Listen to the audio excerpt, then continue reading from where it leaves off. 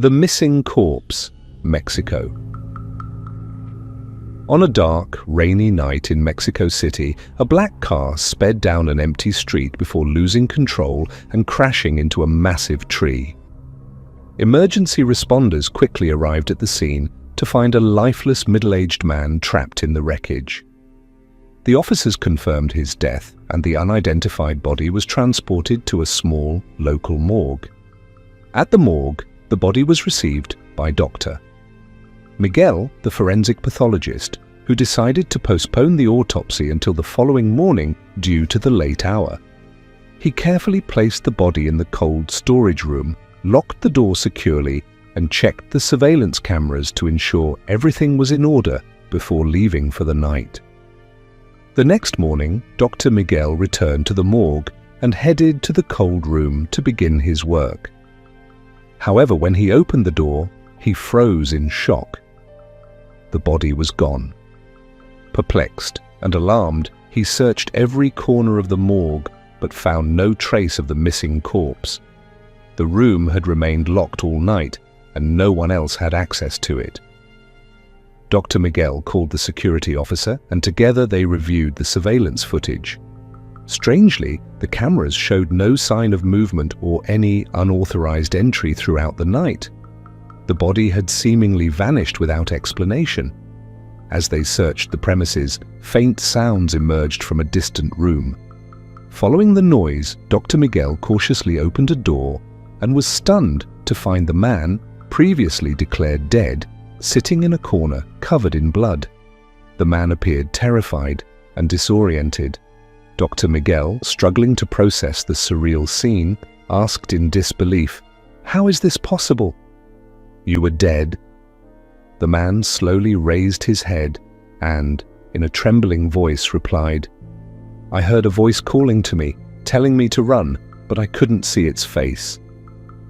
The incident became even stranger when the surveillance footage was re-examined. Although it showed no physical movement, a shadowy figure briefly appeared near the cold room door around the time the body disappeared. Dr. Miguel and the staff were left baffled, unable to explain what had transpired. The morgue remained engulfed in mystery for weeks, and the story of the missing corpse became a chilling tale that echoed throughout Mexico City. To this day, no explanation has been found for what happened that eerie night.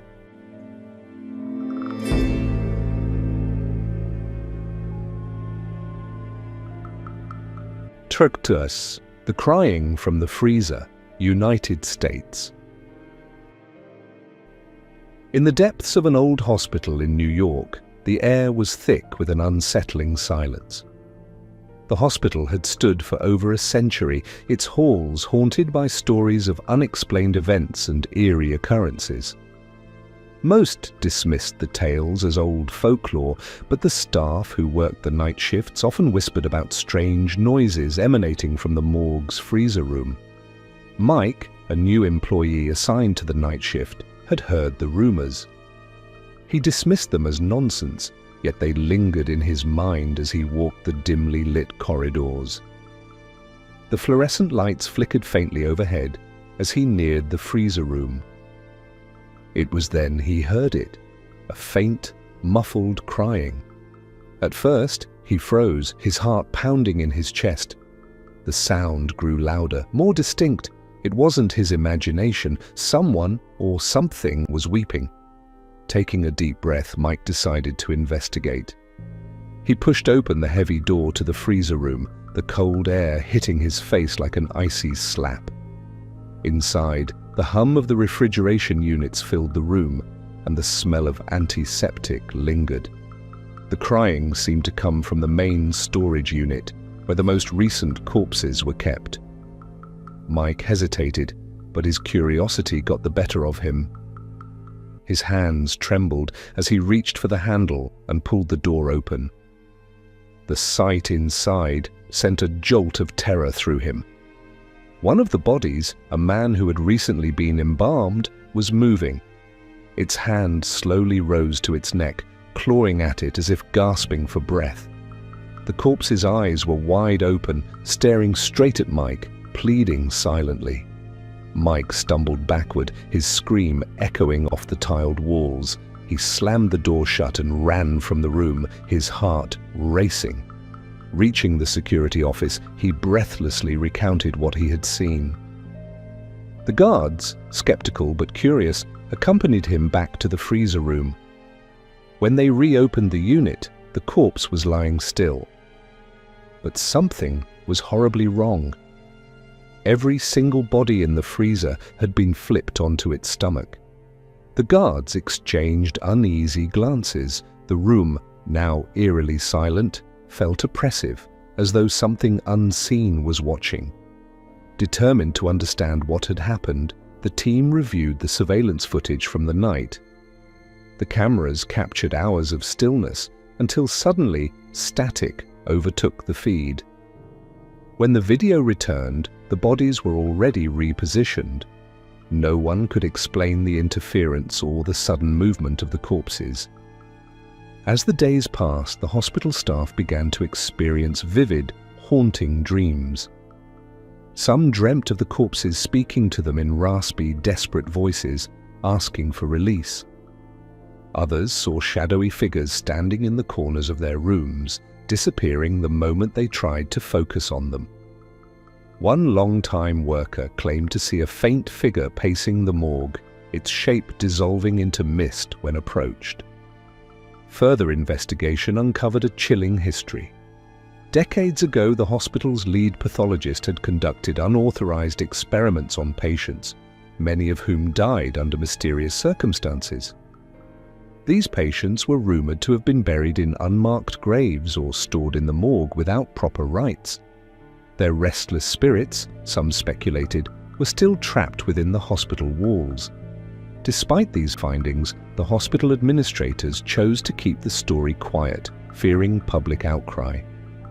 They relocated the morgue to a different wing, but the strange occurrences didn't stop. Staff members refused to work alone at night, and many left their jobs altogether. The freezer room was sealed off, left untouched, a cold monument to the unexplained. To this day, the story of the crying from the freezer remains a local legend, whispered among the residents of New York. Some claim to have heard the cries late at night while passing the old hospital. Others swear that shadows still linger in the hallways, watching silently. The truth behind what happened in that freezer room remains shrouded in mystery, a chilling reminder that some places are never truly at rest.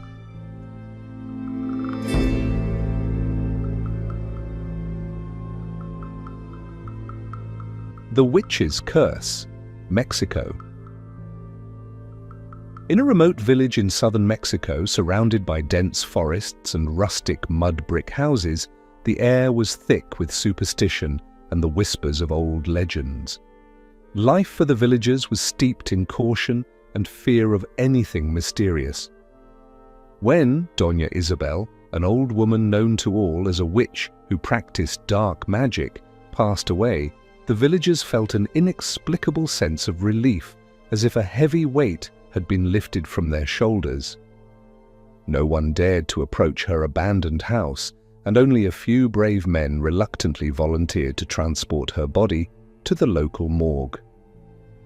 The morgue was a small, dimly lit room in an old stone building on the edge of the village.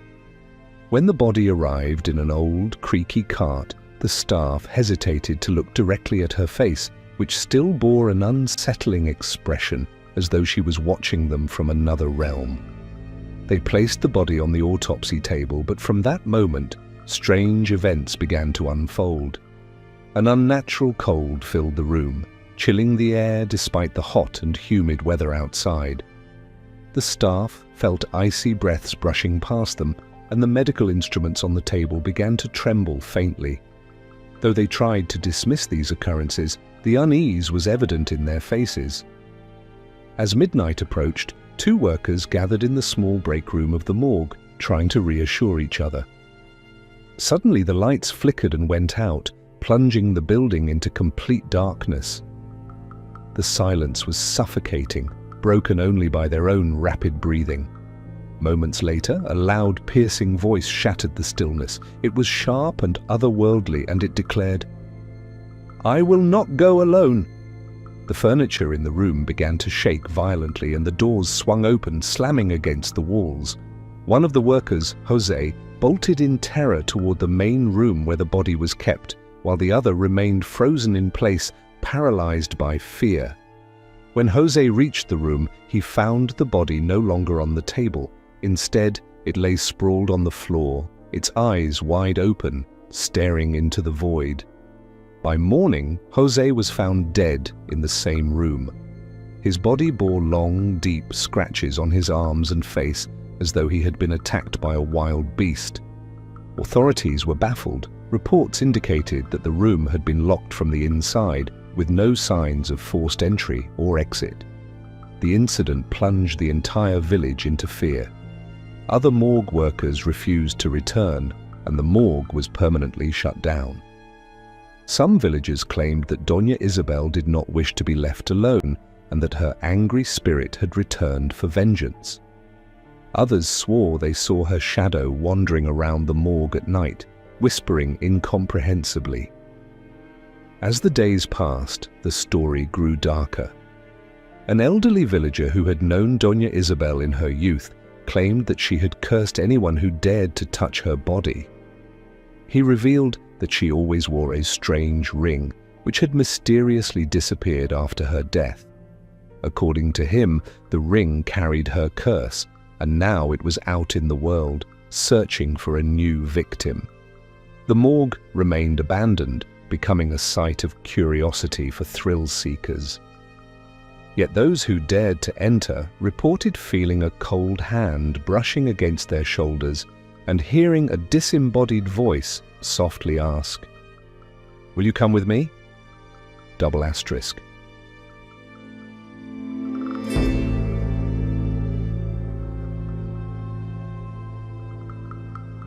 The Cursed Corpse, Texas. In a small morgue within a hospital in Texas where calm and routine usually prevailed, the staff received the body of a man recently executed in the local prison. This man had terrified people for years with his heinous crimes. His name echoed in newspaper headlines, and many described him as the devil in human form. His execution marked the end of a blood-soaked tale, but for the morgue, it was just the beginning of something far more terrifying. The body arrived in a metal container, and when the medical team opened it, there was nothing unusual at first. The man's face seemed frozen in a mix of mockery and anger, just as witnesses had described during his trial. Dr. James, the forensic pathologist, placed the body on the autopsy table, ready to begin his work. As he donned his gloves and prepared his tools, he noticed something strange. His wristwatch, which had been working perfectly moments before, had stopped completely. He stared at it in confusion, attempting to adjust the hands, but they remained motionless. At the same time, an odd sensation filled the room, as though the air had grown heavier. Dr. James brushed it off, blaming his unease on fatigue. He made the first incision on the corpse's chest, and that's when he began to hear it, a sound faint at first, like whispers, barely audible. He paused and glanced around the room, finding no one. Determined to finish his work, he resumed, but the whispers grew louder, more distinct. The words were incomprehensible, yet they carried a tone of anger and mockery. When Dr. James raised his head to look at the corpse's face, his heart nearly stopped. The dead man's eyes were open, glaring at him with a hatred so intense it felt alive. The look wasn't that of a lifeless body, it was disturbingly vibrant, filled with malice. Dr. James froze, unable to move, as the whispers became a cacophony, surrounding him from every corner. Finally, he mustered enough courage to flee. Stumbling over his own feet, he managed to reach the door, yanking it open and rushing out. He slammed it shut behind him as though trying to trap something inside. Collapsing on the floor outside, he struggled to catch his breath, his hands trembling uncontrollably. He knew what he had seen defied explanation. Later that night, when other staff members attempted to enter the room, Dr. James vehemently forbade them, warning them not to go near it. However, curiosity got the better of some, and they peeked through the small window on the door. They swore they saw shadows moving inside, even though the body remained in its place, and no one had entered. Rumors spread quickly among the hospital staff. Some claimed the man's soul was unwilling to leave, seeking vengeance even in death. Others speculated that his horrifying crimes had left a dark curse on his body, lingering beyond the grave. Strange occurrences became frequent. Faint footsteps echoed through the halls at night, and the room itself became infamous among the staff, earning the name the Cursed Room. Eventually, the hospital administration decided to seal off the morgue for several days to ease the growing fear among the employees. But even with the morgue closed, the stories persisted. Those who passed by the locked room described an unsettling feeling, as though unseen eyes were watching them. Some even swore they heard the same whispers Dr. James had described, while others avoided the hallway entirely. Over time, the story evolved into a local legend.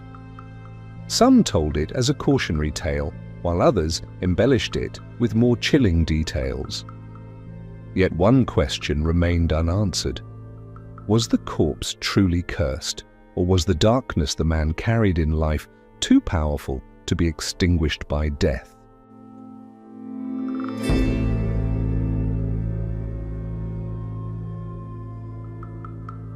The Ghost Child, Mexico. In the city of Guadalajara, Mexico, where folklore and reality intertwine, there stood a small morgue in one of the city's old hospitals. The building, with its crumbling walls and dim lighting, had an eerie atmosphere that unsettled even the most skeptical staff. One night, the body of a young child was delivered to the morgue. The child had died under mysterious circumstances, wrapped carefully in a dirty white blanket. He had no known family, and no one could explain how his short life had come to such an abrupt end. The body was placed on a cold metal table inside the morgue's refrigeration room, accompanied by a few old toys that were found with him. Emilio, a middle-aged worker, felt a strange unease when he first touched the body. The child's skin was unusually cold, even for a corpse, and Emilio couldn't shake the feeling that unseen eyes were watching him. As midnight approached, a heavy silence blanketed the morgue. Emilio and a young nurse named Maria were sitting in the break room, sipping coffee and chatting to pass the time. Suddenly, a faint giggle echoed through the corridors, coming from the direction of the refrigeration room. They froze, exchanging puzzled glances. The sound repeated clearer this time, soft, playful, and unmistakably a child's laugh. Hesitantly, they approached the room. The air grew colder as they neared, a chill that seemed to seep into their bones despite the heating system running at full capacity. Emilio pushed the door open, and both of them froze at the sight before them. The toys placed beside the child's body were moving on their own. A small ball rolled slowly across the floor, stopping at Emilio's feet. Toy cars circled around each other as if guided by invisible hands. Maria, her voice trembling with fear, whispered, "This isn't normal. We need to leave." Before Emilio could respond, a louder giggle erupted, followed by a childlike voice that asked, "Do you want to play with me?" Panicked, they ran from the room, slamming the door shut behind them. But the sounds continued. The giggles echoed louder, and the toys banged against the inside of the door, as though something was trying to escape. Desperate, they called security, but when they returned with the guards, the noises had stopped, and the room appeared silent and undisturbed. The following morning, Maria was gone. She never checked out of her shift, and no one saw her leave the building. The only trace of her was her ID badge, found lying on the floor near the refrigeration room door. Despite an extensive search, she was never found. Adding to the mystery, guards reported seeing a small shadow darting through the morgue's corridors at night, but every time they tried to follow it, it vanished. The incident became a chilling mystery that haunted everyone who worked at the morgue. Some staff refused to return, while others claimed to hear the sound of a child's laughter late at night. One worker swore he saw the reflection of a small boy in the refrigeration room window, but when he turned, there was no one there. Eventually, the morgue was shut down, but the story persisted. Locals began to share tales of the ghost child who roamed the hospital halls, seeking someone to play with. They say his restless spirit won't stop until he finds his next companion.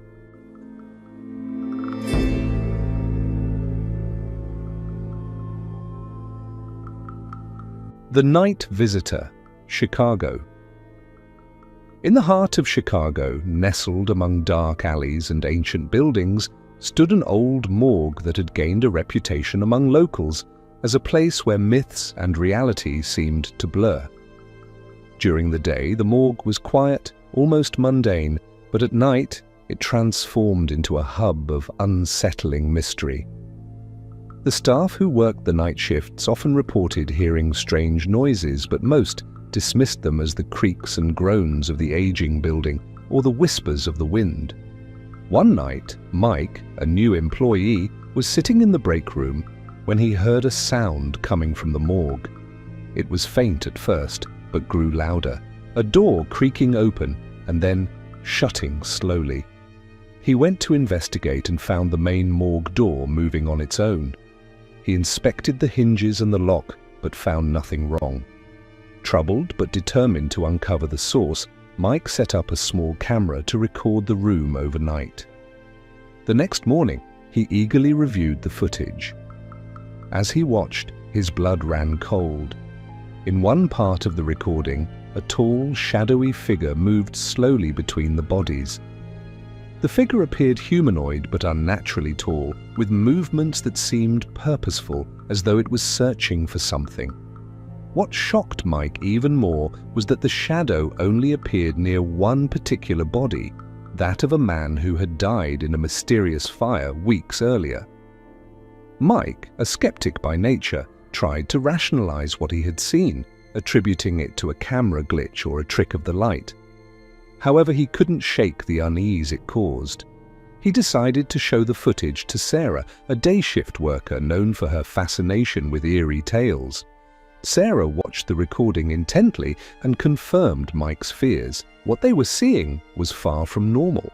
Over the following days, strange occurrences began to escalate.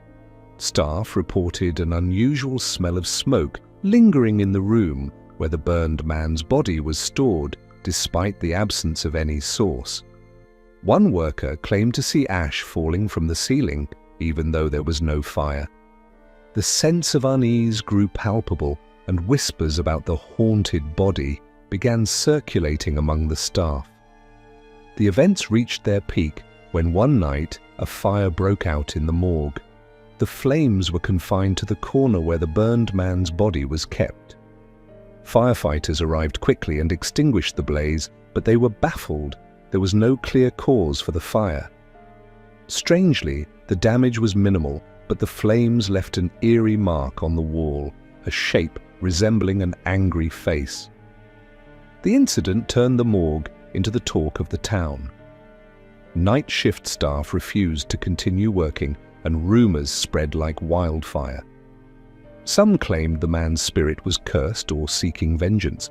Others speculated that he had been wronged in life. An employee at a factory deliberately set ablaze to cover up negligence by his superiors. The morgue's director eventually decided to transfer the body to another facility. Strangely, once the body was removed, the paranormal activity ceased entirely. However, the morgue's sinister reputation endured. Locals avoided walking near it after dark, while thrill-seekers swore they could still see the tall shadow moving behind the windows at night, as though it was still searching for justice it would never find.